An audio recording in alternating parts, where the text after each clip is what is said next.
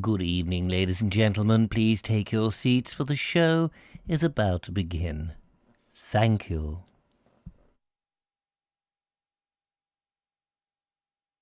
That's right, sir. Got to get the show ready, haven't you, sir? I'm doing my best, thank you, Eric. That's right. Have you got everything? Have you got the special candles? What candles? Well, the 4 candles. No, that's a different joke altogether, you fool. Oh, sorry, sir. You just get back in the basement, will you? You're not wanted at the moment. Right, look, 5 seconds ago, we've got a show to do. Right, sir.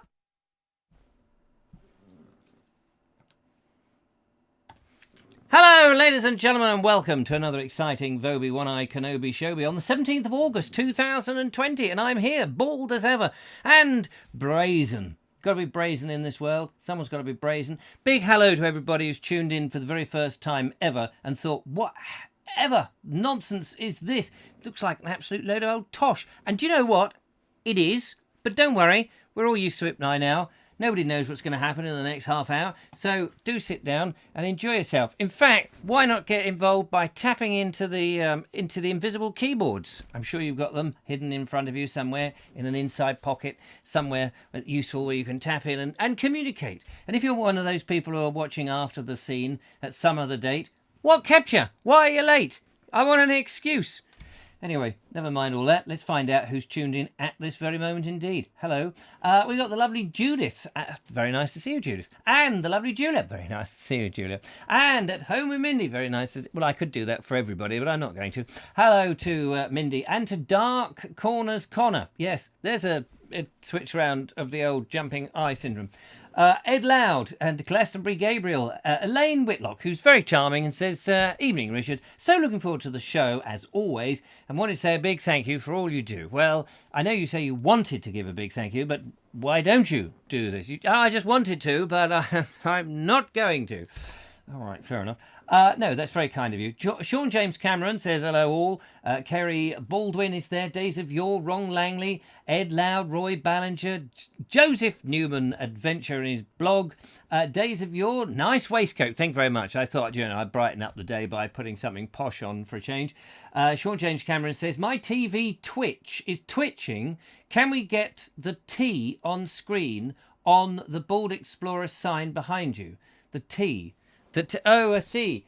Well, it's he. I'll have to go to the camera and adjust it. I can't actually shunt it. I'm so sorry about that. I can't do it. Kate Evans says, hi, how are you? I went up to my animals today and I got the sad news. Oh, dear. A fox had my nasty cockerel. Well, when you say your nasty cockerel, it sounds like you're not too upset about that. Maybe they just swapped places. Is the fox in there going... Cock-a-doodle-doo! It's the fox doing that with his long snout going... What does a noise does a fox... Can a fox make a cockerel impression? Not really, I don't suppose. Joseph says hello. Linda Kane is here. She says, bring on the entertainers. Don't worry, they're waiting in the wings. We have 7 videos tonight. Don't know what's happened.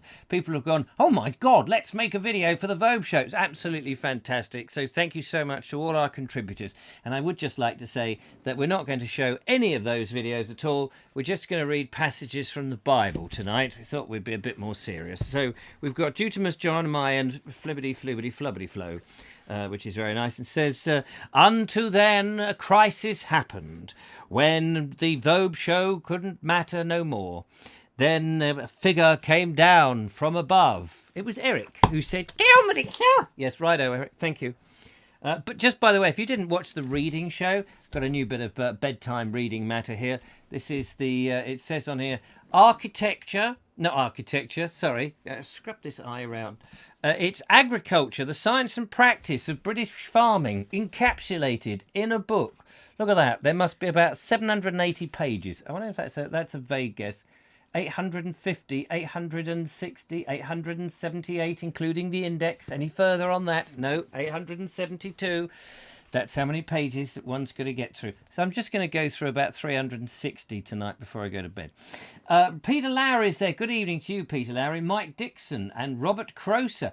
Andrew Murphy. Sean James, we've said. Turbo Stream, hello. Just back from a rainy allotment. I forgot my coat. Oh dear, I'm wet through, he says. Anything, what's happened on your allotment? We want allotment news. Give us a call a little bit later on and tell us what's going on in the allotment. We haven't actually spoken, so it would be nice to talk to you.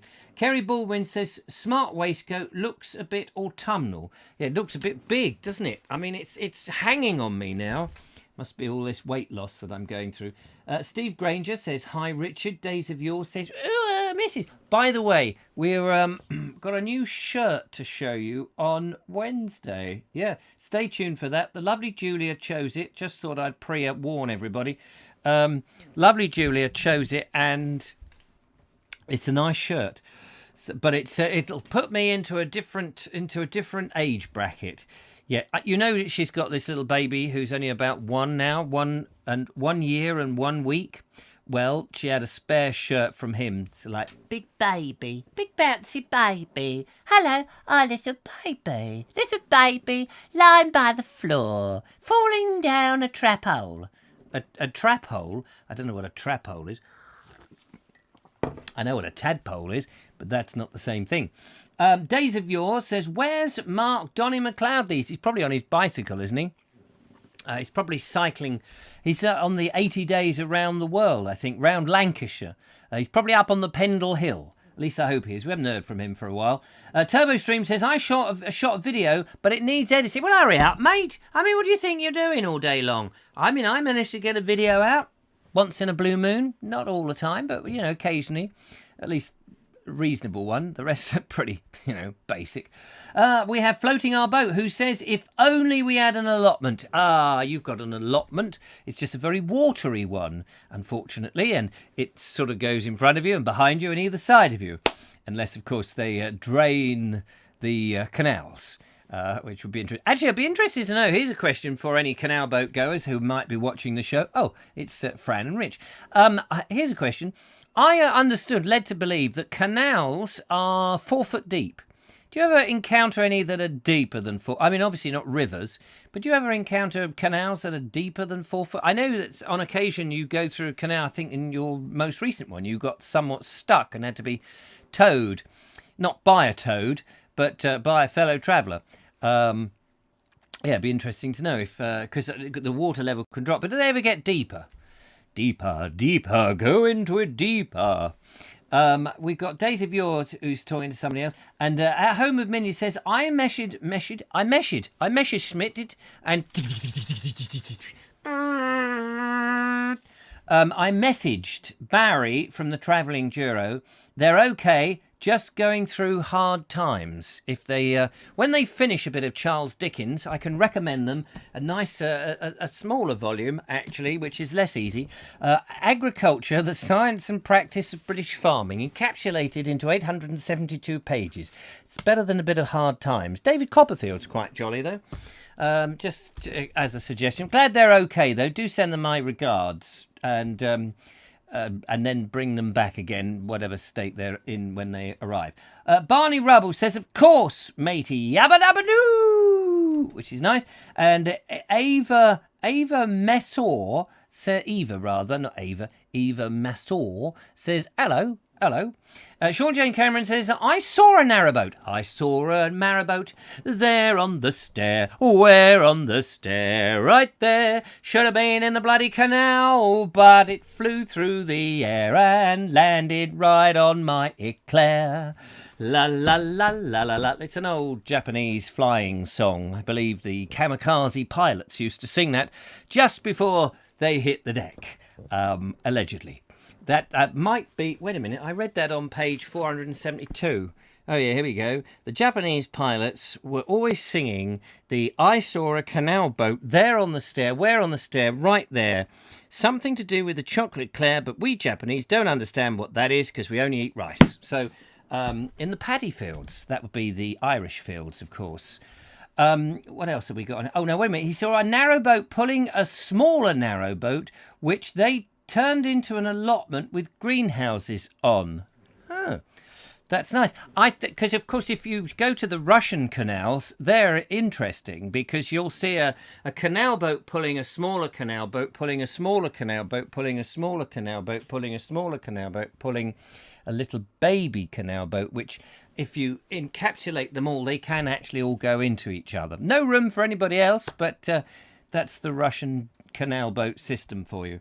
A marrow boat would be very nice, wouldn't it? You could probably get far in a marrow boat if you took the bone marrow out and transplanted it somewhere else.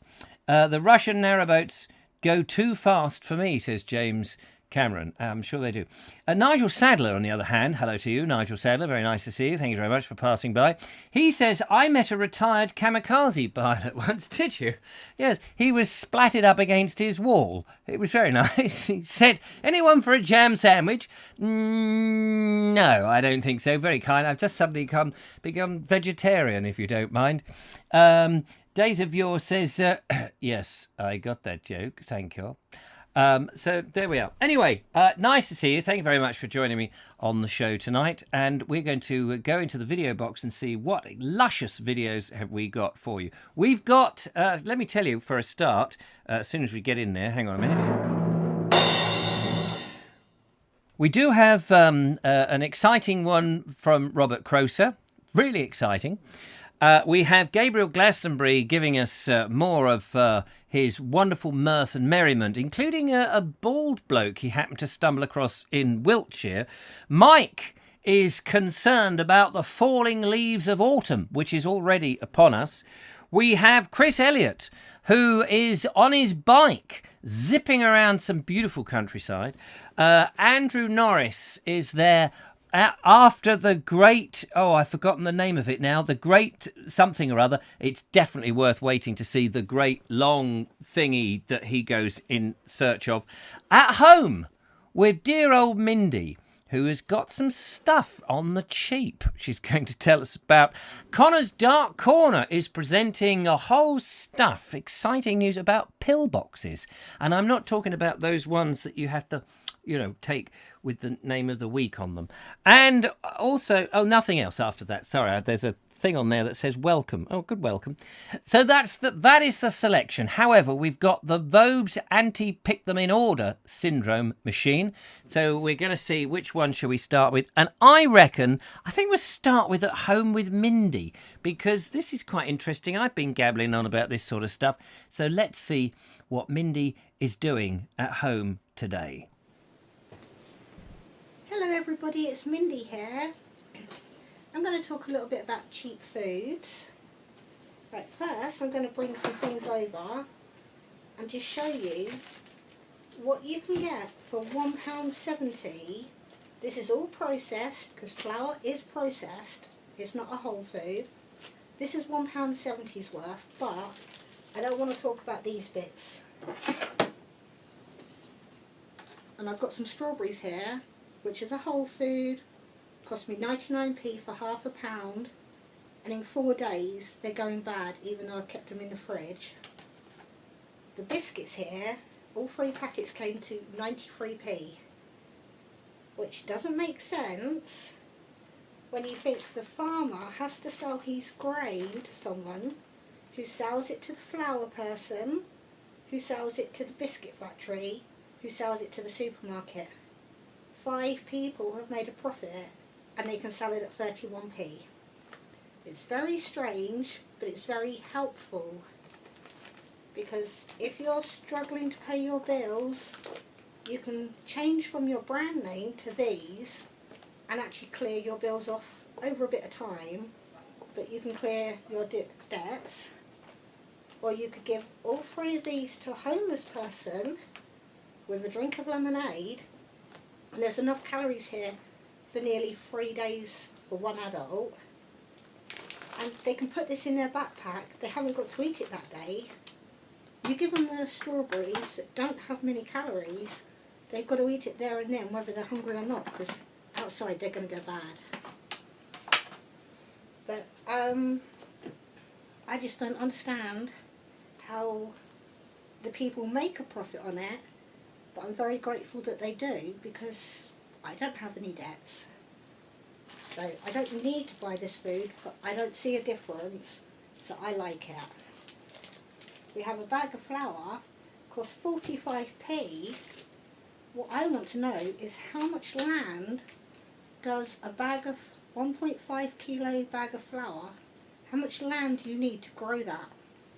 Because you've got the time it takes the farmer to grow it, however many days it is. That's his income, don't forget. How does he make money selling it and I can buy it for 45p? There's your thought for the day. So there we go. That's an interesting thing to kick off with. I would ask, first of all, what other things are in that 45p bag of flour? Because is it all flour, or is there something else in there that's, a whole load of unsold talcum powder? I would be worried that it is being sold for 45p and how much goodness is in it for you. And as far as the biscuits and the calories, I don't know. Is calories everything? It might stop you from being, well, depending on how many calories are in there, but it's the nutritional value. It's all very well. I mean, I would rather have the strawberries, but then if they're cheap, nasty strawberries and they've been stored and they're going off, they've probably lost all their nutrients anyway. So I don't know. I don't know the answer to that one. I'll be interested in the comments. But what a brilliant thing. Thank you so much, Mindy. And I think somebody should pose us a question each week on a Monday, and then we can discuss that question over the next few days or whenever or whatever, or just for the show. So if anybody wants to comment on just that thing, I've got 6 more videos to get through, so let's not make it the whole show. But there we go. How do they make a profit on that? You're quite right, Mindy. Someone's got to grow the wheat or the barley or whatever the ingredient of your biscuit is, turn it into flour. It's got to go to the baker, then the baker's got to sell it to the supermarket, and the supermarket's got to sell it to you. And somewhere in there's the distributor as well. And they're all taking a cut on that grain. Fascinating. Sorry about the audio quality in terms of I can't make it any louder. So if it does come a little bit low, then I'm afraid it just goes out that low. I can't actually boost it, which is a bit of a shame. So apologies for that. Give us a call, 0793 4746 790. If you've never rung the show before, love to hear from you. Not going to bite your head off, promise. Arrgh. Anyway, I'm too far away for one thing. Julia says, well done, Mindy. Thank you for that. Ed says, very thought-provoking. Audrey says, very interesting, Mindy. Barry Hughes says, how would homeless keep the strawberries cold? Well, they obviously eat them in the winter. So clearly the answer on that one. At Home says, sorry, my face was cracked. Cracked everyone's... What are you talking about? You've got a very lovely face. It was you were in the dark, and so the video was a bit grainy. But you're very lovely. You should be very proud of yourself, Mindy. So don't hide in the corner. Shine your light. We all want to see you. It was great to see your lovely face. There we are. Lovely Julia is agreeing with you. James says that maybe they're lost leaders to get you into the shop. Exactly. So there's certainly somebody somewhere is losing something. David Keel says you're fine. I think you're more than fine. You, Mindy, you look lovely, says floating your boat. So there we go. Look, you've got a big fan club now, Mindy. So let's not hear any more of this bashful nonsense. We know you're lovely, and we'd love your thought for the day. Definitely. Rami Boo says hello. Hello to Rami Boo. Nice to see you. Mike Dixon says cheap food is cheap because the farmers and the staff who process it have been paid appallingly low wages and in horrible conditions. Well, the chances are that has come from some overseas, probably some, in one of the hot continents, I would imagine, in a job lot, that the grain and all that wouldn't have come from any British farmers, because I don't think even the British farmers would have taken that, not the big multinationals. The big boys are making money. The farmers have no sweat that the big farmers are making money from this. You should see the size of their farm. Somebody sent me, I forget who it was. Was it Mike? You sent me, I think it was, wasn't it? The price of farms that are being sold. Millions. £25 million for huge acres of farmland. I've been watching a bit of Riverford's videos. The guy there, whose name is Guy something, double-barreled name, forgotten at the moment. He's an interesting bloke. I like his ethos, and he's passionate about vegetables and growing and looking after the soil. All the things I've been banging on about, he's been doing it for bloody years. But, I mean, he has grown his business now, and he is quite a big business.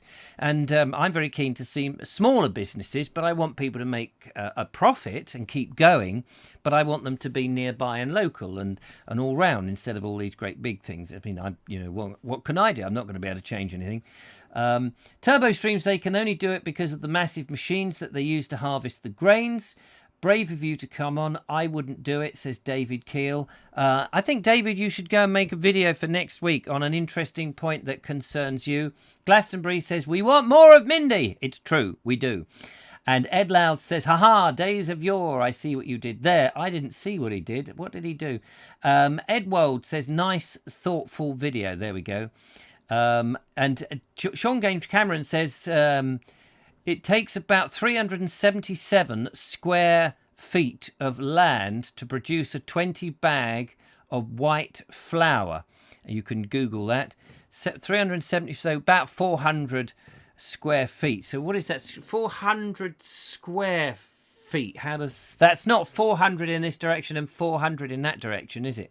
Because that would make 4, that makes 1,600, wouldn't it? So work that back is 8 divided by itself. It is 2 times 4. It's 4, isn't it? It's to make, what, 400? What is that? It's about 2 by 2, isn't it? 2 by 2 is 400. No, 4. No, I can't. Was it? Is that what it would it be 800 by 800 then?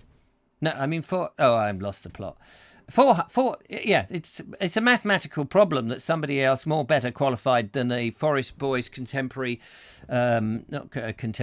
secondary education in 1977 at a comprehensive school. You see, we didn't do maths. Maths hadn't been invented the days when I went to school. Somebody will work it out. 20 by 20. Thank you. There we are. 20 foot by 20 foot. Actually, 20 foot by 20 foot. That's not bad, is it? 20 foot. So if I've got an acre that I dedicate, say I've got 5 acres of land and I dedicate a 20 foot by 20 foot, I can probably get, about, in 1 acre, could probably get something like, let me have a think about this, probably 6 bags of flour an acre. Would that be right? Glastonbury Gabriel says, I'm sure I can see the cogs moving. Yeah, they are in there sort of circulating round. There might be smoke in a minute, so we may have to abandon ship. Floating Our Boat says 40 times 10 is what you would have. So there we are. So 40 times 10. How many is that in an acre? Maybe somebody can go and do the clever maths. In an acre of wheat, how much flour can you get? How much flour can you eat in a Quaker? Not Quakers, Wakers. You know what I'm saying. About the size of a double garage. Yeah, so a size of a double garage, that's very good. I like that. 400 bags in an acre? Is that what we're saying? Blimey. So it's not as much as you think, but it's still a large portion of land, isn't it? All cracks. That is a lot of little not husks. What do you call the wheat? The wheat. See if I hang on a minute. I've got here a book. Architecture, not architecture. Acupuncture. No, not acupuncture. What is it? Archimedes. No, not Archimedes. Agriculture: the science and practice of British farming. Should be at a selection of the seed. Flax, no, it's not that. It's marigolds, turnips and swedes. No. Diseases, no, we don't want any of those. How to get a disease? Don't want cattle types, starch equivalents, constitutes of feeding stuffs, interbreeding. Well, I can tell you a few places I've been to where they do a bit of interbreeding. Ensilage. I thought we just called it silage, but ensilage. There we go. Anyway, it's probably in there, but I haven't got time for that. Grains of wheat grown on an ear of wheat. Yes, here we go. Look, we got somebody has decided how to put me out my misery to call into the show. Hello, caller. Welcome to the Vobes Show. Hello, Richard. Hello. And to put you out of your misery, it's another Richard. Hello, Richard. How are you? Floating our boat, ladies and gentlemen. I'm very well, thank you. And good old Mindy did raise a really good point. Yes. So How can all this food be produced for so little? Yeah. It's just unbelievable. Isn't it? I mean, it can't. I mean, that's why I think it must be coming from one of the third world countries who are paid a pittance. Yeah. Otherwise, because even though you can argue that our farmers don't get very much, I think even our farmers would be going, hang on a minute, a packet of biscuits. But then how much wheat is actually in that packet of biscuits? What else is in there? Well, who knows? That's the trouble, Richard. None of us know. We don't know because we're not educated in these things. And unfortunately, farmers will have you believe that they know best. And probably they do. But the issue is that we're not told, are we? We are buying blindly what the supermarkets give us. Yes. And unfortunately, that's how we have to be. And until something changes, who knows what changes? I don't know. Well, I just think that if people en masse ask or don't buy, ask for what they want and don't buy the stuff that just not put up with it, then the supermarkets who want to make a profit and have shareholders and this, that and the other will quickly change their tune. But it's like anything, How many times have you ever thought, well, if we all did this, then that would happen? It's so impossible to get everybody on board. It is, yes, because not everybody's on Twitter. Not everybody watches the Vobes show, which is, a bit of a shame. But that's the thing. People are making this stuff, and it's a shame because I don't think many people are that worried about their health and B, what they put into their mouths. No, I think you're right. Unfortunately, the good stuff isn't freely available, though. We search high and low for good quality local food, and it just isn't out there, Richard. It really is not out there. I know. And you would think that we travel the canals of Britain, and we're in the countryside, visiting village upon village, and you would think that it would be abundant. Yes. You don't even get pick your own strawberries anymore. No, well, we do have a pick your own here, but of course it's limited on what you can pick naturally because they're going to specialise it. They've only got a certain amount of land, so you can't sort of go and pick everything that you would want. But it might just be when Julia and I went to a pick your own, the only thing that we could pick was mouldy old cherries, which had seen better days, and loganberries, and that was it. Yeah. And we didn't know what to do with these loganberries. We're all with you on this local food, and we are what we eat.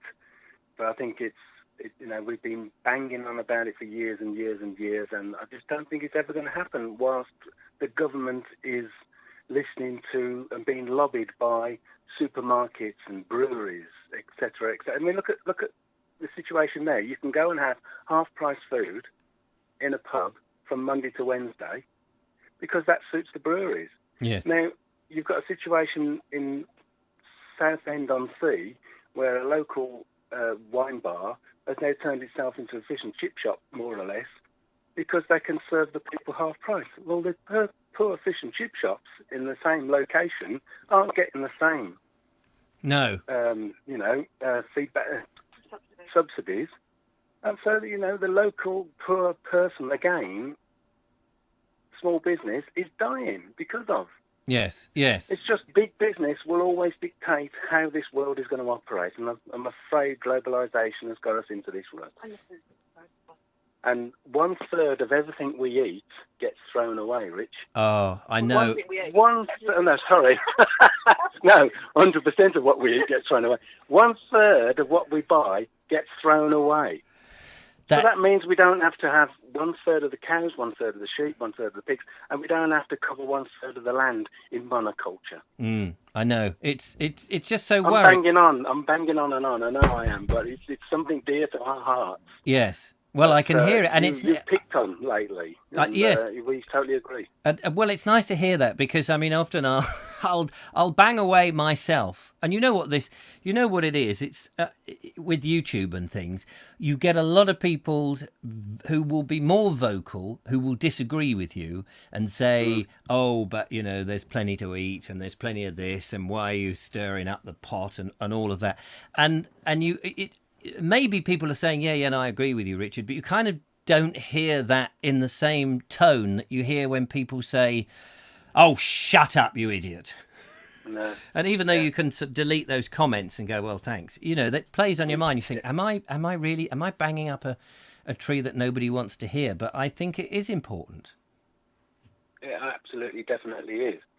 I think we need... Sorry, Richard. No, somebody's commented tonight on your feed that, some bloke in the town has read a couple of books and is telling the farming community, how it should be. Yeah. But at the end of the day, we're eating what the farming community's given us. Why shouldn't we have a say? Yeah, absolutely. In many ways, I think we need another double dose of this COVID thing, because it's... Well, no, hang on. No, I've got rationale for this, because it was keeping people at home, and people were thinking, actually, I don't want to go very far for my food. I don't want to go into the supermarkets anymore, because that's where you're going to bathe in COVID. Everybody's getting there. And yeah. I mean, I know for me, when lockdown first started, I started to think, wonder if I could just nip to a farm and get my veg, in the outdoors. Now, if we had another double dose of this and people were really stuck, I wonder if the farmers would break the cycle and say, well, sod the supermarkets, we'll just open the door at the back of the farm and people can come in. And if if more people were doing that, then the supermarkets would eventually go, wait a minute, that's where the people, if that's what they want, we'll just go to the local farms and get it directly from them. Yeah, but Rich, your local farm, what are you going to do with 2 pounds of barley? Well, I could make some beer and forget my troubles, I suppose. But you're right. They're not you're absolutely right. They're not growing what people need. No. And it's a huge problem. Anyway, I do like a rant. Good. And I've had a rant on your latest Richard Vobes video about your man with his green roof. Oh, have you? Yes, big time. Oh, have you? I haven't seen that yet. So I'll leave it at that. Everybody can go and have a look at my little rant, because I don't particularly agree with what he's done. Oh, right. Anyway. Okay. Yeah. Well, you see, you were in the flower business, weren't you? So when I say flower, we're not talking now of bags of flower. We're talking about blooms, flowering blooms. Yeah. So, but we've been gardeners, and we've understood growing our own for so long. Yes. We also can understand, the reasons why people don't grow their own, and don't understand why. Yes. Eating local is good for you, because it's just not available anymore. Yeah. And I don't think it ever will be, Rich. As much as we bang our drums, I don't think it ever will be. Well, you may well be right. You may well be right, but unless people are prepared to stick up for what they believe, we're all going to go under, aren't we? Yeah, I suppose so. Yeah. We mustn't give up, even if we're the last men standing, or women. Anyway, we need more Mindys in this world. Yes. More people to just point the finger and say, "This isn't right. This isn't right. This isn't right." Yeah. Different. Well, Mindy's got us talking about it again, so that's absolutely brilliant. Yeah. And you've called in, and it's lovely to hear you. Yeah. And I gather that it's a bit atrocious weather up there to go across the. Did you go across the Llangollen? We've gone across the Ponticus-Silty Aqueduct today. Yes. In the pouring rain. It was so wet we didn't even bother videoing it. No. And anyway, it's been 47 years since I crossed it as a child. And I just wanted to savour the moment. Yeah. So, it was wonderful, even with the rain. Even with torrential rain. Yeah. Oh, bless. Oh, well, yeah, well, this is the thing. I mean, when you're a YouTuber, you do anything that's a bit out of the ordinary, you're instantly reaching for your camera. But it is good to put it down. Yeah, we took our phones up and we did a little bit of video for Instagram and friends, and that was that. Yeah. Good. Anyway, look, I'm going. Okay. There's other people out there.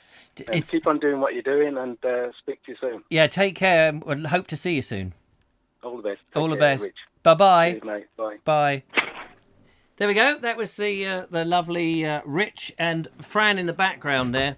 Thank you, Mindy, so much for that wonderful thing.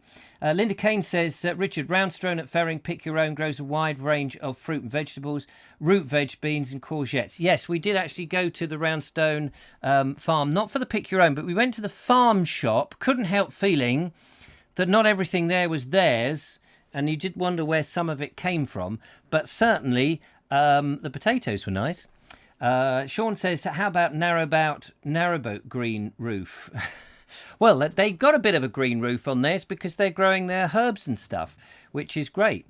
Love the rants, says Elaine Whitlock. Whitlock, thank you very much.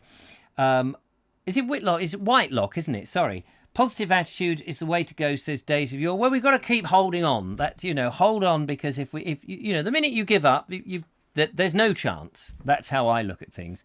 Sometimes I get a bit down. Sometimes I get a bit depressed. Just saying there to Rich, sometimes it's good to put the camera down. And I did make the mistake today. I went out with the lovely Julia. We went to Woods Mill. I shouldn't have taken the camera with me, really. I should have just said, let's just go out and just have a bit of fun with little Joseph. And I got stressed. I got very stressed trying to make a video when really I should have just enjoyed Julia's company. Hello. Welcome to the Vobes Show. Whatcha, Vobesy? How you doing, mate? Hello, Glastonbury. How's it going? Oh, all the better for talking to you. All the better for talking to you. Don't worry. There's more of you talking to me very soon in the show. I wondered if you'd like some figures regarding the acreage thing you mentioned earlier on. Yes, I would. Have you been there with pencil and paper working it all out? Well, fingers anyway. Yeah. All right. 1 acre. Okay. Yeah, go for it. Here's some figures, and I'm sure I'll get shot down, but I have double-checked and I'm pretty certain these are correct. 1 acre is 43,560 square feet. Blimey. Yeah. That's bigger than my front room. Yes. Now, that equates, if you're looking at 377, I believe, was it, square feet to make, a bag? Yeah, for a bag of flour. That means 1 acre will give you 115 20-pound bags. Wow, 115 20-pound bags. Yeah, that equates to 2,300 pounds, which equates to 1,043 kilos.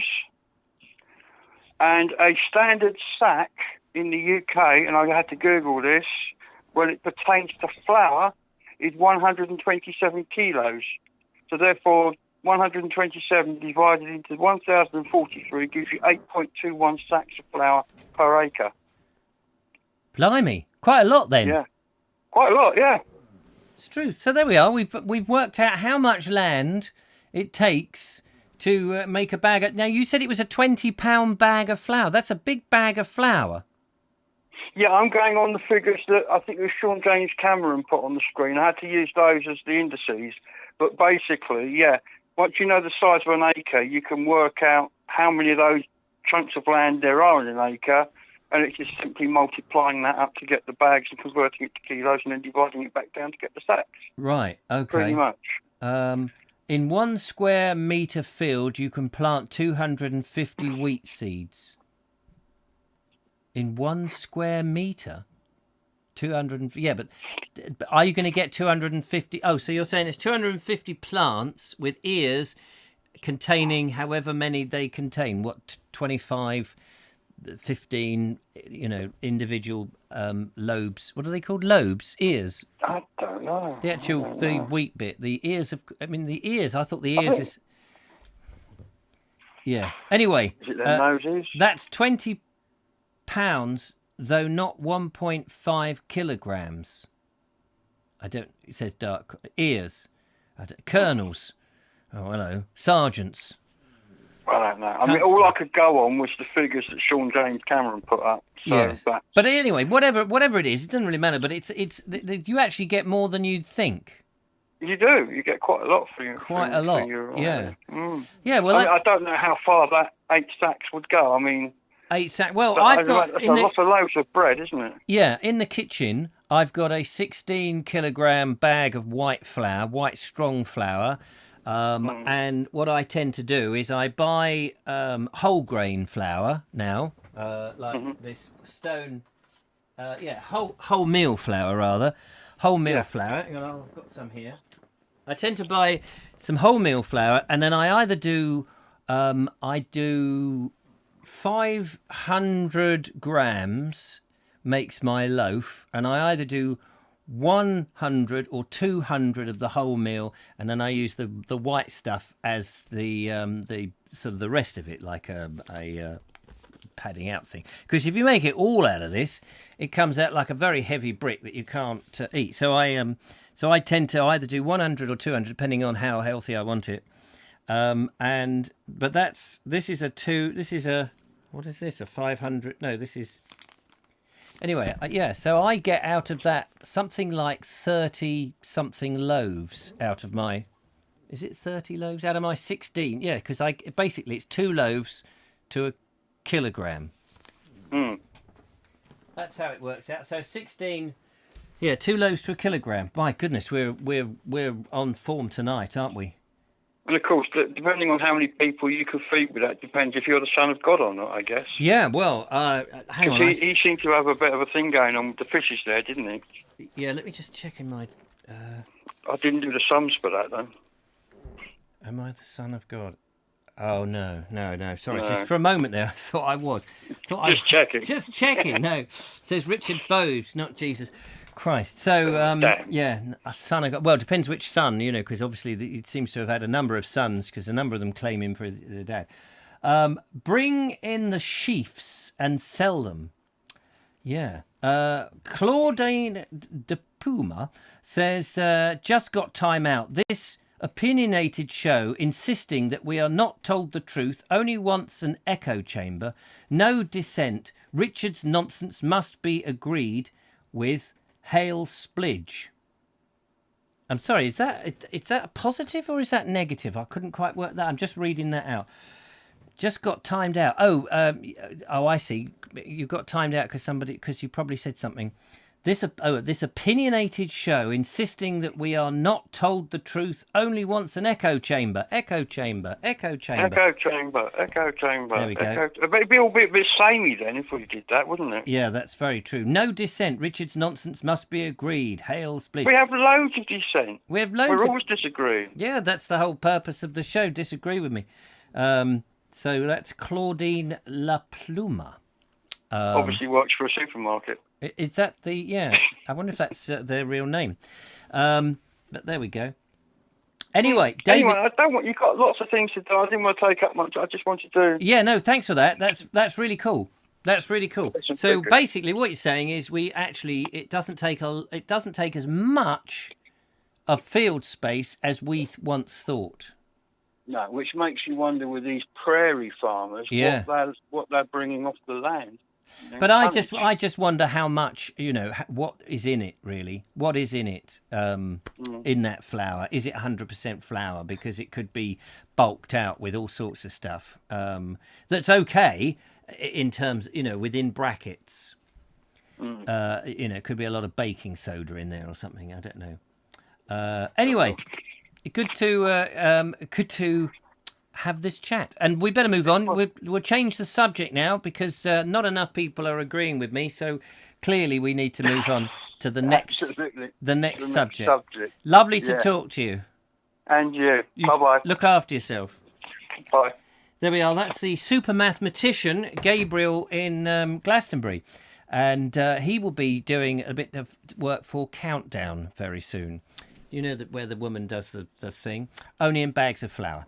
Thank you so much for that. And if anybody would like to challenge me on the phone, if you want to disagree with me, Claudine La Pluma, you're very welcome to do that. Why don't you give me a ring on 07934746790? You only have to give us a call and we'll listen to your point of view. Happy to hear your dissent. In the meantime, however, ladies and gentlemen, we are... Hello, sorry. everybody, it's Mindy here. Oh, hang on, Mindy. Sorry, Mindy. It's very nice to see you again. We're going to move on. Chris Elliott has been out on his bike, and he's been out in Calderdale, I think it is. Very nice. Lift the mood. Somewhere nice. Bit of scenery. No one can argue with this. Chris, take it away.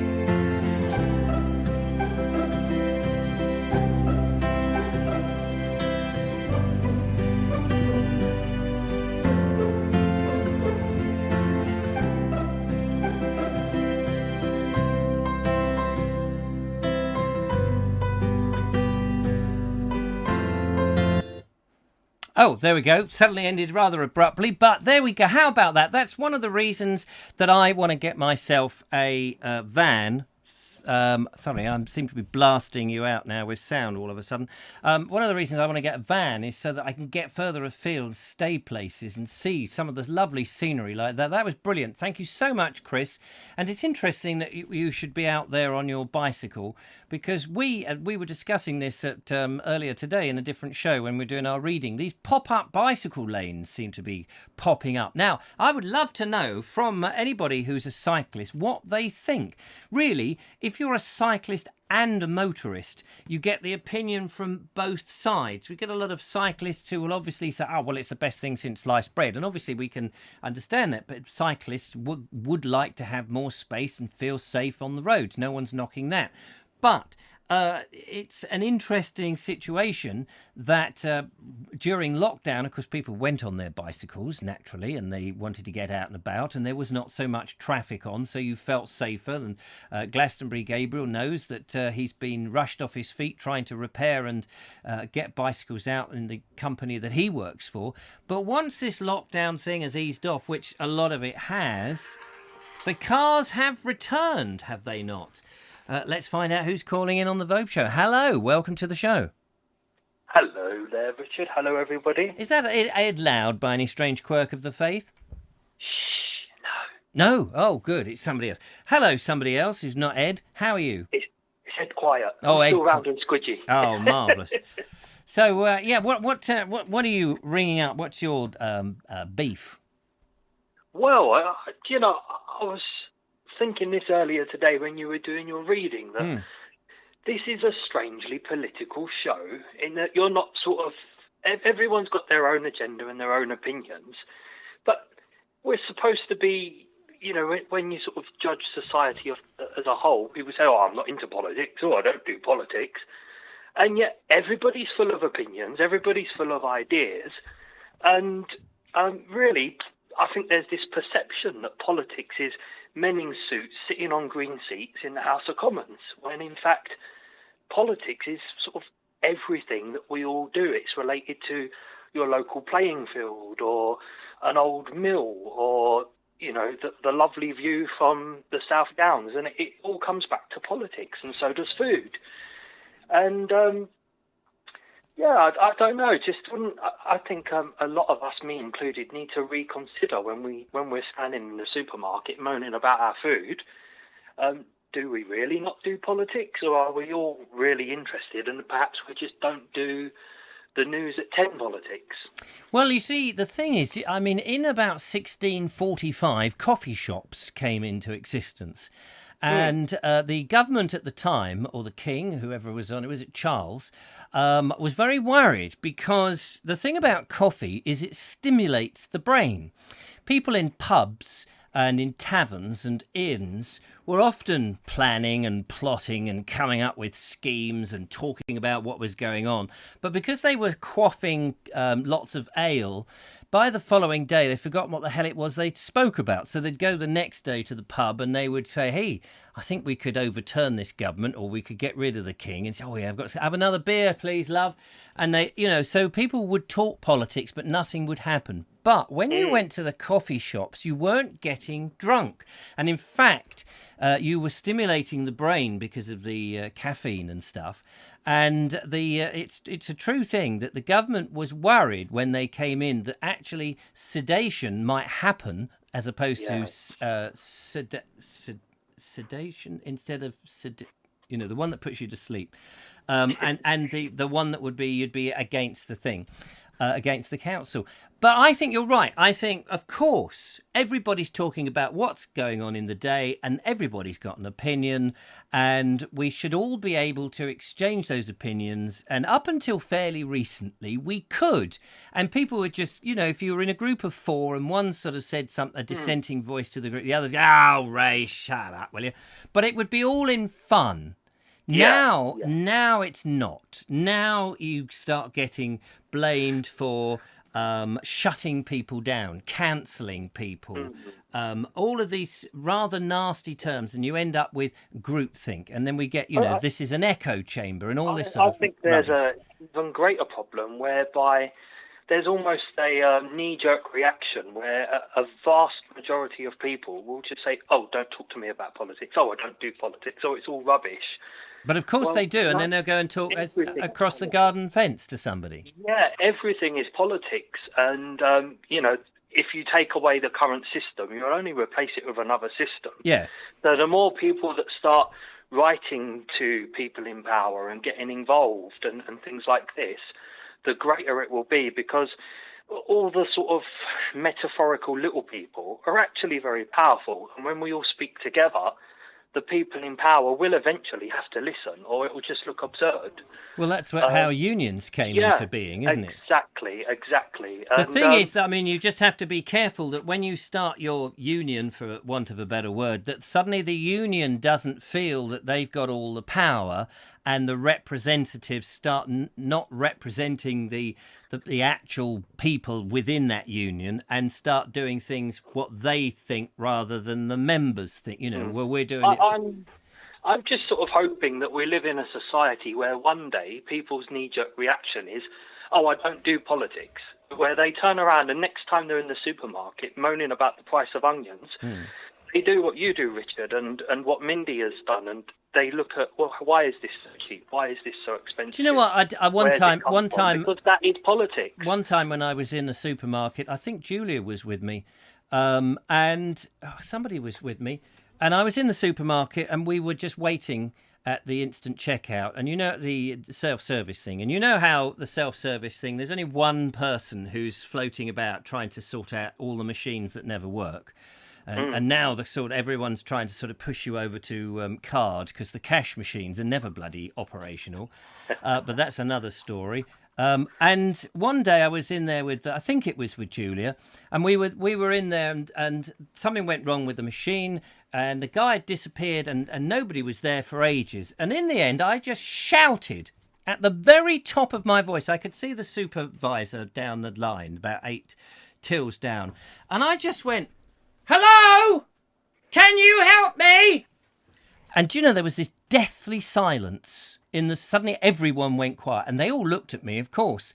And the supervisor looked at me, and there was this pause, because clearly nobody behaves like that. No. And eventually he came down, and I said, "I'm sorry to shout." I said to him, "I'm sorry to shout, but we're all here," because other people were waiting, the lights were flashing on the machines, and nobody was in attendance, and you're stymied. There's nothing you can do. You're halfway through your transaction, you're stuck. They've put you on these machines. They are responsible to have somebody floating about. He'd gone off, obviously, to do something. They're understaffed and all the rest of it. That's not my problem. They're making a profit from me coming in. It's not my problem. I've come in on their terms to buy their food the way they want me to buy the food. They've got to then serve me. If they don't serve me, I'm going to shout. And I did shout, and he came over and we got sorted. Which was fine. Another time, Julia, when I think Robert Croser's was with us, we went to the Sycamore Gap up in Northumberland, and there was Robert Croser. There was lovely what's her name? Julia's best friend. Oh, come on, help me out now. Yes. Anyway, I remember who you mean. Yes, I know. She was I know. in some videos, and I can't I keep wanting to say Claire, but it's not Claire. And And Julia. Anyway, there were 4 of us in there. Yeah. And we were waiting. Cheryl, it was Cheryl Cragg, of course it was. And we were waiting for this girl in this bar to serve us just at lunchtime with some light drinks, not alcoholic drinks, and something to eat. And we'd all chosen, and they were just chatting at the bar. And I just suddenly went, "Hello!" And, the other day when I was having some issues in there, I just thought, if I'm just going to collapse on the floor. I've done that before. I've collapsed on the floor. Just when things aren't working, on purpose. I've just dropped on the floor because, having a bit of an actor thing, I've just collapsed. And suddenly it's amazing. You collapse on the floor and people go, "Oh, my God, are you all right?" You say, "Yeah, I just need some attention." It's just that you were all talking amongst yourselves. This is your... Oh, right. And then they're sort of duty-bound and embarrassed, and they have to do it. Sorry, I don't know where we came in on that, but it's a little humorous story. Yeah, but I think people do need to speak up more, but they need to do it in the right way. It's no good sort of Shouting.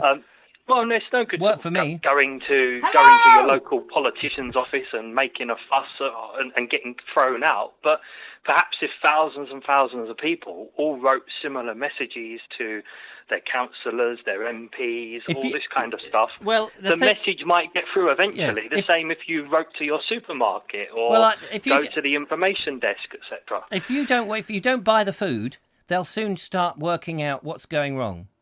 I It's think, our own fault for buying the stuff. If we don't want to, you go in there and you think, cornflakes, what is it? It's just a bit of maize with some stuff dumped to it. There's no nutrients or minerals or anything in there. It's not a real flake of corn with any sort of life in it because it's been processed. Well, if you keep buying it, it will never change. It will never change. I mean, even if you just write about it or keep asking, you might have no choice but to buy it.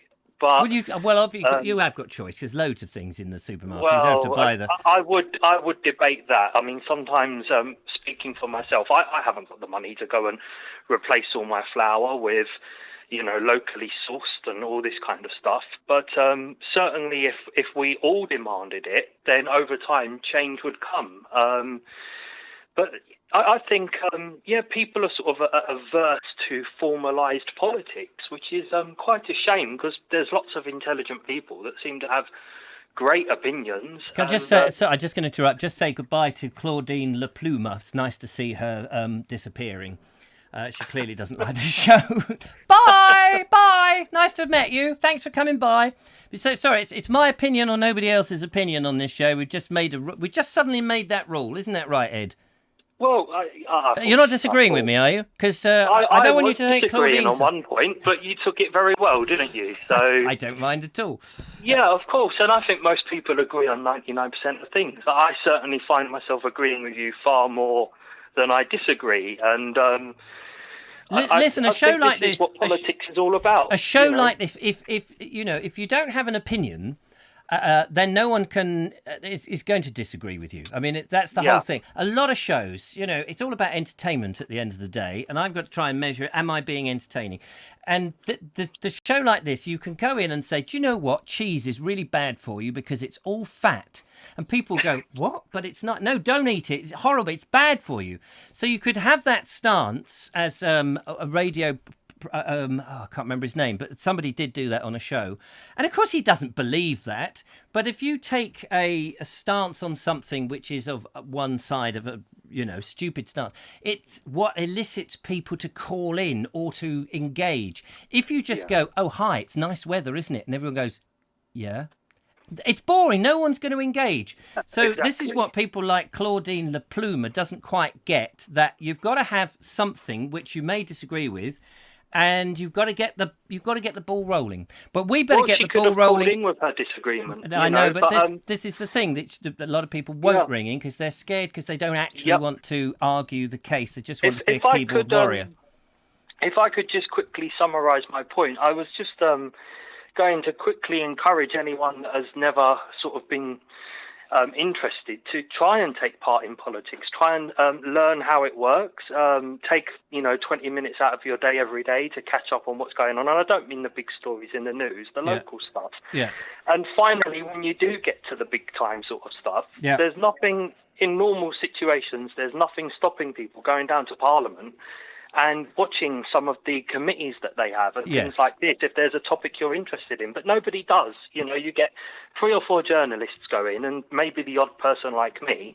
And it's very sad, that they've got chairs and seats there where people can sit down, go and learn how these things want. They can go to the environment committees and things. So, don't be scared to get involved. No. Well, we're going to have to move on, I'm afraid, Ed. Sorry about that. Of course. Because time is slack. And good night. Good night then, Richard. And talk to you soon. Thanks for the show. Bye. Bye. There we go. Ed says get involved in politics. It's good for you, and he's probably right. But it is time for another video. And we're going to go and have a look at some leaves. Mike Dixon has been looking to see if autumn is already upon us. Hello, Vobesters. It's Mike Dixon and Bella. This morning we're at Shaftesbury, which is kind of on the Horsham Road from Henfield and right next to the River Ada, and we're walking down the public footpath towards the church. It's a funny road, no vehicle access. It's a lodge house at the end and metal gates, so it's a kind of era that's long gone. But I thought I'd just share with you the leaves on the path down here. I presume it's because of all the dry weather we've been having. And the beech trees, Richard and Julia and other Vobesters will know, but it's amazing to see, you know, in August, all the leaves on the tree, on the ground. I don't really remember that in August. Seems quite bizarre. But it's a lovely road, loads of trees. I say we're heading down to the River Ada, which is on the other side of that bank. Tend to keep that, it seems to be quite private. I try to walk along there, but we found it very difficult. Anyway, we're going to head along here, and it should take us towards the ancient church. But as I say, for me it just seemed quite strange seeing all these leaves this early in the in the summer. Anyway, I thought I'd just share it with you. It looks very beautiful with this tree lined. You get a feeling that a few hundred years ago this was a very prestigious a kind of dress which only the very rich would have lived in, and hundreds of people would have worked on the land and in the woods. But sadly those days are all gone. There's just a few people living in very expensive houses. Anyway, I thought it looks very beautiful. I thought I'd just share it with you. Bella's having a great time sniffing around. Okay, I'll pass you back to Richard. Take care. Bye. I believe that they're tree-lined with lime trees up there. I did do some videoing. We've videoed the church. Thanks very much for that, Mike. We videoed the church up there, which is online. You can go and have a check of it. And also, there is a big house, a Georgian house, I think, at the back of the church, which there is a guy who lives on his own, a recluse. And then there's another church with there's another house with a woman in there. And I filmed, this is a lovely film that you might be interested in. It's called The Woman That Would Not Die. If you put The Woman That Would Not Die, it was a true story, apparently, from the book Tales of Old Sussex by Philip Mercer. It was actually one of the first Philip Mercer stories that I reenacted, The Woman That Wouldn't Die, which was filmed partly down that lane. Do check it out. It's an absolutely fascinating thing. Filmed a couple of years ago in the dead of winter with icicles and frost everywhere. Very beautiful. So I know that area well. There's a little stream on the top that I believe The Woman That Wouldn't Die was thrown into the stream some time ago.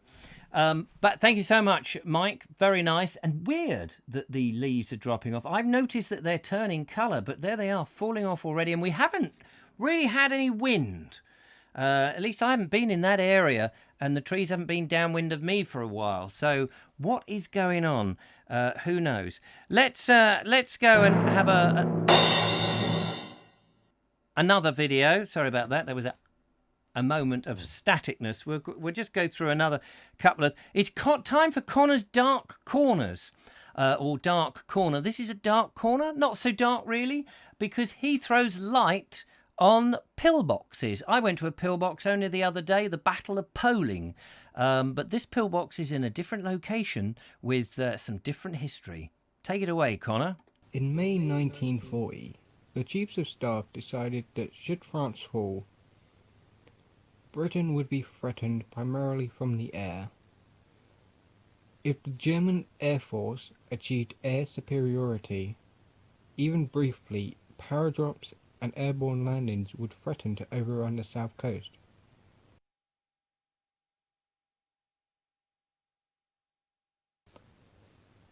So long as the RAF still posed some sort of threat, however, serious beach landings were thought to be much less likely.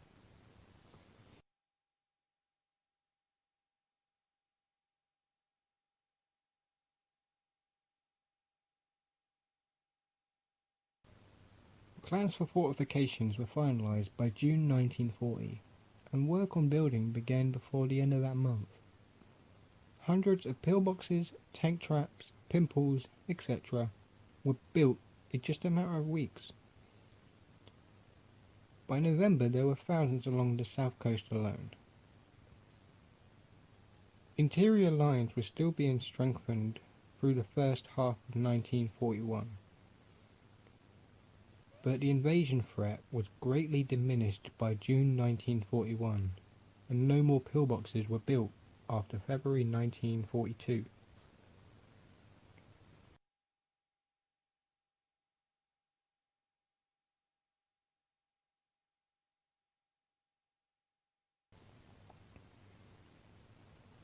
Type FW3/24, also called a hexagonal Bren and rifle emplacement,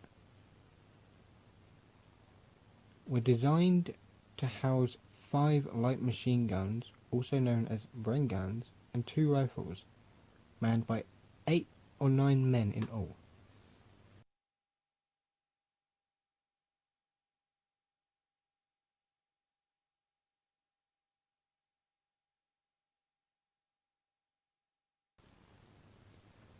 The Bren guns would be mounted 1 per short side and 2 rifles on the entrance side. The lines of defence were concentrated on the southeast and eastern coast of Britain, with various stop lines around ports such as Southampton and Portsmouth.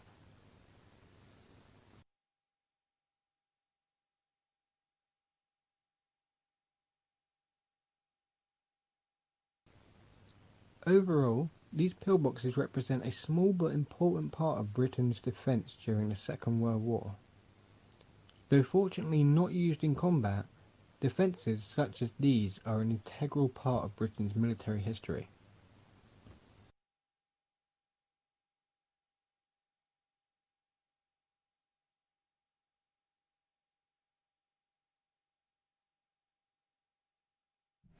So there we go. How about that? They are an important part of our history, an integral part of British history, and it's lovely to see them. Although I did notice when you were filming there, it looked like the door that they had put in at some point, a metal door, had been ripped off the hinges, which is a shame. They are, of course, great places for nefarious deeds, I imagine, or sort of late-night meetings of youths. It's funny how youths do these late night meetings, whereas a lot of grown-ups sort of lose that sort of edge, don't they? I mean, I can't think of anything. Well, I can think of things worse. It's a stupid expression, isn't it? There's a lot of things worse, but I can't think of one reason why I would go out in the middle of the night and meet up with people in a smelly old brick building that probably smells of urine that my mates may have been responsible for. But you know. Maybe there are a few grown-ups that do that sort of thing. But there again, I'm sitting here in front of this, looking at a camera, apparently talking to other people across the world. But I don't really know that unless they call in. But they do make videos, and some of them excellent videos, just like the one we've seen. So thank you so much, Connor. That was brilliant. Love that. Nice to have a bit of history, bit of serious history on the show. You don't get much of that serious history on the Bald Explorer anymore. I don't know why that is. Maybe he's run out of history and stuff. Who knows? But there we are. Connor's filled in for him. So well done, you. And everybody likes to see that. Kids have nowhere else to be private, says Audrey Forbes Hamilton. Will you try living in a house where your son hasn't actually left home and he's, what is he now, 25? And his girlfriend is here? Very few places for parents these days to have a private space. So I don't know that that's quite as true as it is. But, of course, it's not so easy for kids to spray paint on the walls at home maybe parents are a bit stricter and say, I won't have any graffiti. Go out to the hoardings near Tevill Gate. You can do as much spray painting as you like there, apparently, probably with the council's permission as well. The rest of us have to put up with it. I noticed that we don't get very many turners or constables turn out and paint. You know, if only some of the younger people would not so much spray, but just paint in beautiful landscapes and things like a turner or a constable, or a bit of impressionist, whatever, that would be quite nice. I wouldn't mind that. But do we have to put up with this sort of bold, multicoloured thing? Looks like it's come from some monastery up in Scotland. But there we go. I think we'll go straight on to another video because time is against us. And I think it's time now. Oh, we've got a choice here. Let's go to Robert Croser, who is somewhere windy at the moment. But it's all about the clan. Got to get the clan right. Not talking about the pan. No, not a pan. The clan. Yeah? We'll find out about the word bereaved and where that comes from. Hello, Verbonauts. Here I am at the ancestral seat of the Clan Armstrong. Now, you can't see a lot from where I am, sadly, because I'm right on top of it. It's a well-dressed pile of stones. If you didn't know better, you'd think it was a barn. But no, this is the remains of Mangerton Tower. Now, my ancestors have a long, what's the word, association, shall we say, with Clan Armstrong. My clan, the Crosers, led by the famous Nebless Will.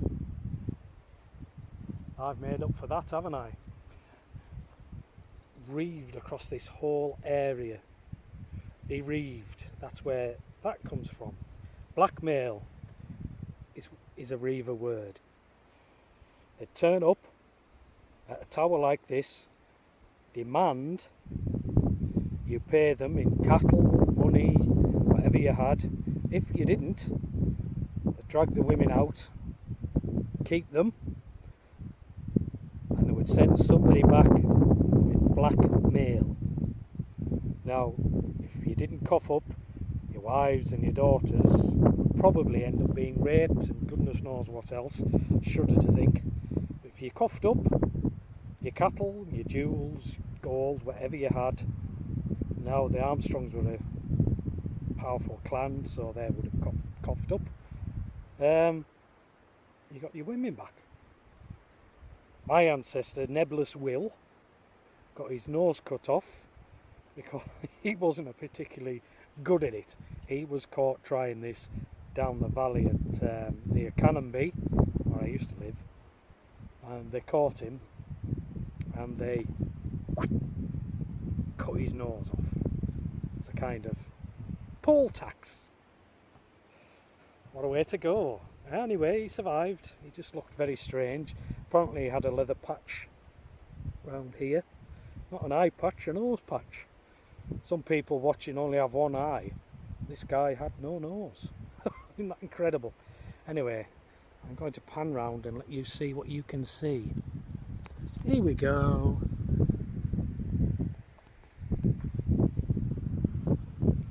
That straight ahead is an embankment of an old railway line. You run from Carlisle to Edinburgh. That was the Waverley line, quite famous. Some of you will have heard of it, some of you won't. I'm going to pan back and you shall be able to see the remains of the tower. Not a lot is left. You can imagine this stood about 40 feet high, square, solid tower. The animals were kept downstairs, the humans upstairs. Now the animals, the heat of the animals would rise, and that was a kind of central heating. The smell must have been incredible. But yeah, the animals were kept downstairs, humans upstairs, easily defensible against all incomers, other clans, the invading British, you name it. It's quite effective. Just how quiet is it up here? I'll quickly go up these steps before I switch off.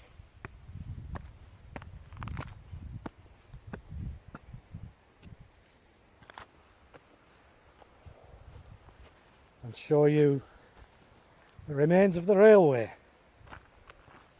That goes on to Kershope Foot, where there was a station, and round that goes on to Newcastleton, where I started this walk today. And there we go, there's the last of Mangerton Tower, Mangerton, I still can't pronounce it. I think this has been enough for today. I'll just switch off right now. Hopefully I'll get up to the hill fort, but probably not. Always some cyclists. There we go, wonderful Robert Croser up there at Manky Old Tower. What was it called? Manky Tower? I can't pronounce it. But some of you will know it and some of you won't, which doesn't really mean anything, does it? But no, thank you so much for that. Looking forward to when you get up to the hill fort. That would be splendid. Nice to live in an area with all these old tumbled down towers around. I wish we had more of them in the southeast. We don't have enough castles here, at least, even with anything standing. But it's a shame. Anyway, don't go cutting your nose, young Robert. We don't want any of that nonsense on the show. Or if you do send a picture, which would be lovely. We have 2 more videos to go. I wanted to open up the phone calls, see if anybody else wanted to ring. But time is ticking on, so I think we'll just press on. So let's go to Croatia, because it's time to look for the big, and I can't, Mandivore. Was it Mandivore? Was it Womandivore? Was it? I can't remember. It's the one and only, the Andrew Norris moment, ladies and gentlemen. We all line up and we wait patiently for the Andrew Norris moment. Hello, Vobesters. This is one of those days when it's just too hot really to do anything, except perhaps go for a walk and see what wildflowers there are still around. Actually, I am on a mission, and that's to go and look at the great mullein, which is growing up by the archaeological dig. Now, I'm afraid it's past its prime, but to get an idea of the height of it, it's extraordinary. So we'll head in that direction, and if we find anything on the way, we'll have a look at it.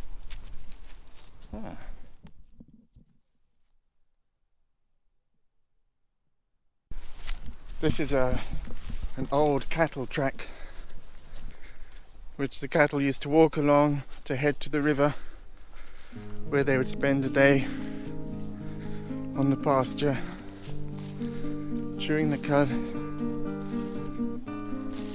And there's the river down there. This site here is known locally as the Turkish graveyard, although it's unlikely that any of the Ottoman Turks were actually buried here. There are stories of bones being dug up, bones which had wires tied around them, and also jewellery and coins were found. There must be some connection with the archaeological site that I've been filming these past 9-10 years. It's very overgrown. Wild cherries, very sour, but we can use them to make a liqueur. I'm really the only person that walks along here now. Okay. Oh, this one. I think this one's called Indian onion.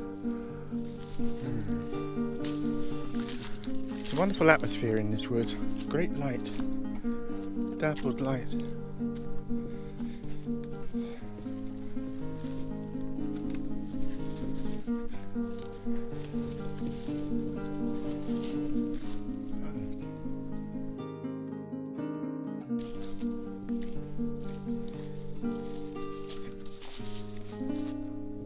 The leaf defying gravity here.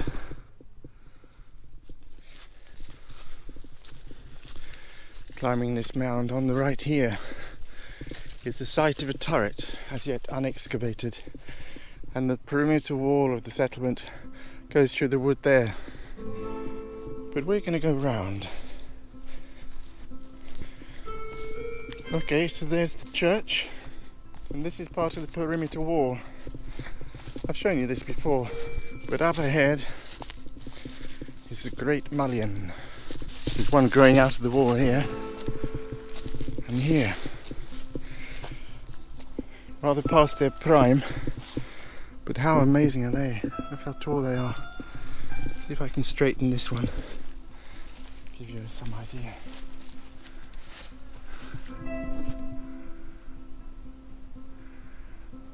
That's probably 2.5 meters, maybe even 3. So that was my mission, to come here and film the Great Mullion. The Great Mullion! The Great Mullion, that's what it was called.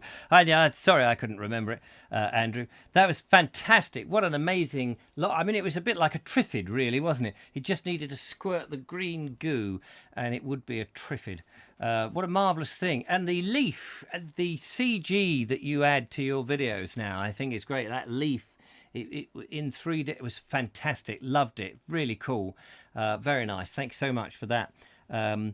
So there we go. We always look forward to Andrew's, always slightly different, which is great. And I watched his one the other day of him. I think it was this morning actually, of him repairing a rake, which was brilliant.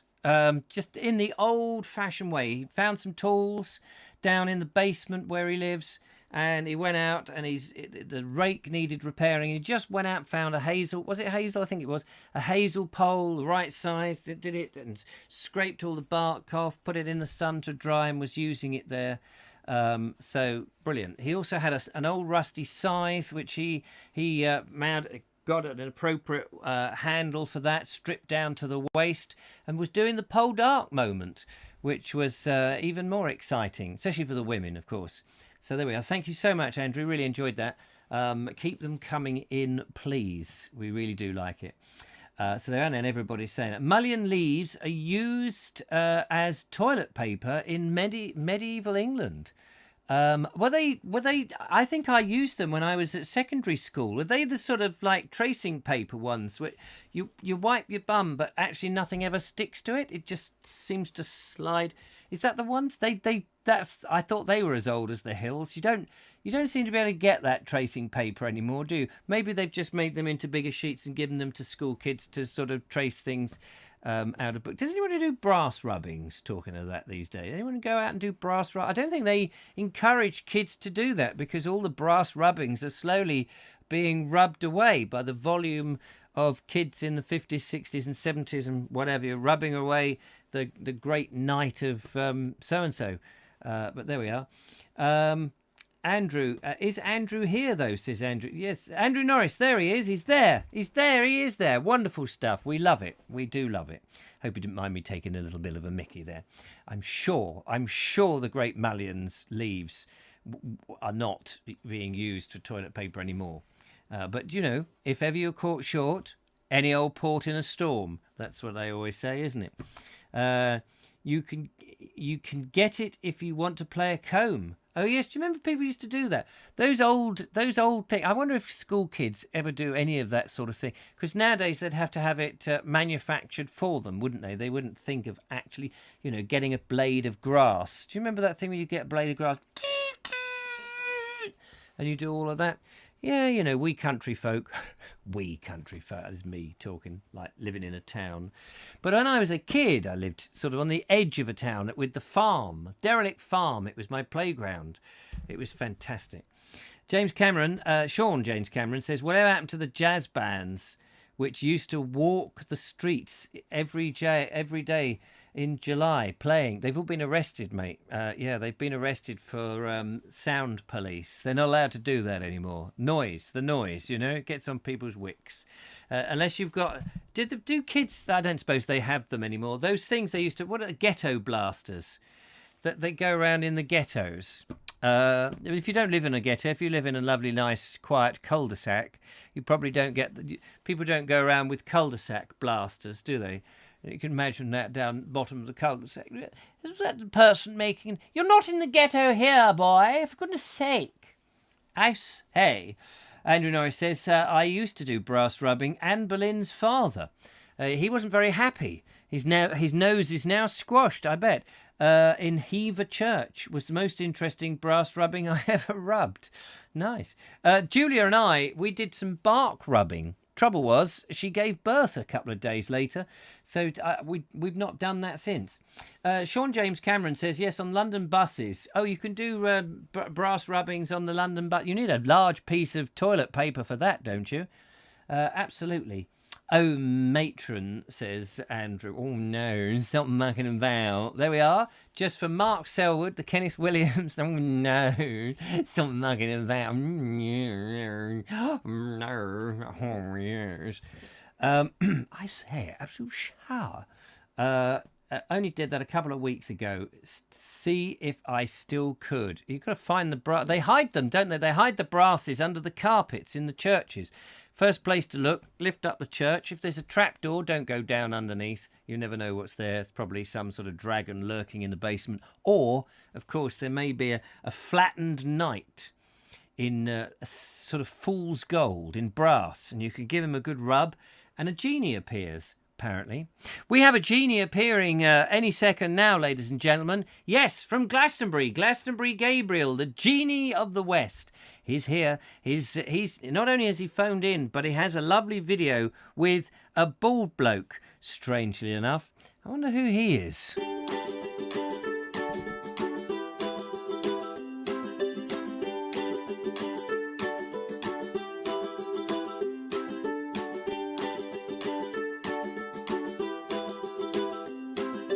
Hello viewers, you find me today at Corn in Wiltshire with Mr Vobes the Bald Explorer. Somebody once said, give a middle-aged bloke a GoPro and he'll make a vlog. Well, 2 blokes and 2 GoPros later, and here's a vlog, and that is how the sound is synced. And this, dear viewers, is how professionals do the walking past the camera shot.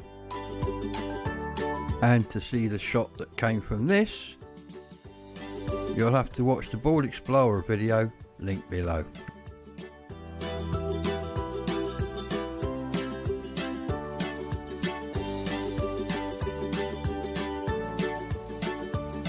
Boo. The Bald Explorer talking to his huge admiring audience. I'm sure one of these buttons turns this thing on, doesn't it? This is a special technique that you should not try at home. Time for lunch and a talk about cameras. Yeah, I did think about getting an action of the same camera when they first came out. The thing I don't like about the 8s, and I think it's the worst mistake they've made on a GoPro camera ever. After a great lunch, courtesy of Mr Callison, it's back to work.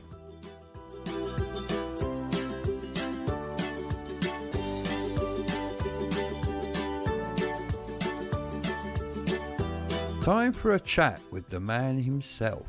So here we are in Corn, and I'm sat here with Richard the Bald Explorer, one of those famous faces off the telly. So what do you think of Corn, Richard? Well, do you know, when I first arrived a couple of days ago, because I'm staying here doing some explorations of Wiltshire, I drove in the main street and I thought it was, you know, pretty okay, average town. But this bit that we've come into, which is called the Heritage Centre, and you can see why, because of the beautiful old sandstone houses and pretty much Georgian, and maybe some of them are even before that timber frame that have got refronted. Yeah, refronted, who knows.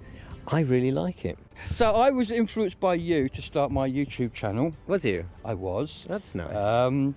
And I've been doing it now, probably it started during lockdown, so 4 months, 3 months I've been doing this. You've been doing this a lot longer than I have, and you have a history. going back to shooting films with a stills camera. I mean, it goes right back. Yes. What would your advice be to somebody thinking to themselves, do you know what, I'd like to take some films and do a YouTube channel? What would you say? I would say go for it, because what have you got to lose? It's all about your time, and you will get better and better the more you do.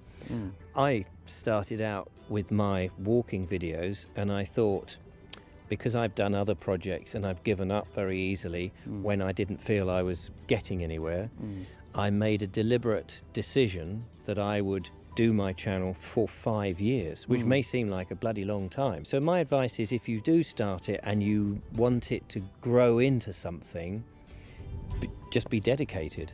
You've got to keep going. The thing is, the day you stop doing it, the next day's the day you would have succeeded. Well, thank you very much for taking the time to talk to me. My pleasure. Is there an after-show party now? There is, yes.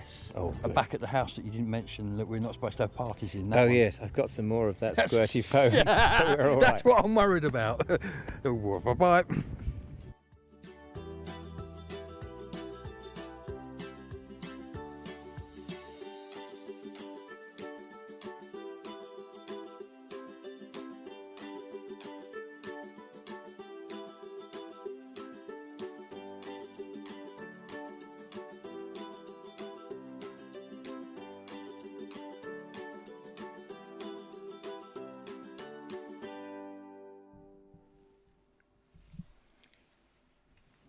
And there we are, a couple of likely lads if I've ever seen any. I don't know who that miserable bald bloke was, but the other one, the one with the lovely jacket, he was a bit of fun, wasn't he? Let's hope that he makes another video minus that boring baldy. Anyway, that's about it really for today's show. Thank you so much for coming along and joining me. It's been an interesting evening. We've had high tension, we've had passion, we've had phone calls, we've had videos.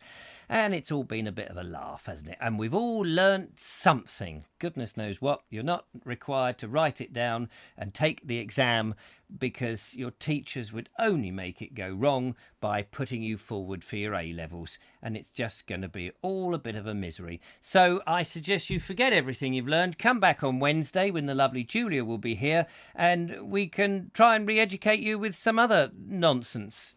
If you fancy submitting a video to the channel, then please do. We're lovely to play it in. You can see how amusing and different they all are. All levels of technical skills are available, or wanted or required. All you've got to do, like at home with Mindy, really, you can just set the camera up, your phone or whatever, doesn't really matter, and just give us a point of view. Or if you fancy doing something a bit more, get on the bike like Chris did, then, you know, we love to see a bit of scenery. Or it can be about anything. The details on how to send it to me is in the description on YouTube, so just check that out. Send it to my email address via WeTransfer. That's usually the best way, and we'll bung them in on the show. If you do film anything on your phone, do please make sure you film it landscape as opposed to portrait. You know, that's holding your phone that way round and not that way round. But that's it. Thank you so much to the video contributors. Thank you for the people who phoned in. Sorry we didn't have too many phone calls. Thank you for all the texts and messages and all of that. Thanks to Julia and Judith, who've been working extra hard this evening, I've noticed, keeping track of everything. I do really, really appreciate it. You are stars, and I wish I could send you tons of money. But then I wish tons of money was coming in. But there we go. Not to worry. Anyway, we'll be back again on Wednesday, as I say. Tomorrow there is a video. Not sure what it is yet. Depends which one I release first. There's a couple already waiting to go. So that will be on the Bald Explorer channel. And we'll be doing the reading at 4 o'clock, reading the wonderful architecture. The science, no, not that one. The Wisdom of the Fields by H.J. Massingham, which is a terrific read if you're into that. But that's it for tonight. Good night. Take care. Look after yourselves, and I'll see you in the week. Until then, bye-bye for now. Thank you so much for coming. Bye-bye. Bye-bye. Look after yourselves. Take care. Have fun. I'm just saying all this whilst I navigate to the goodbye screen, you see. And then I can go, bye.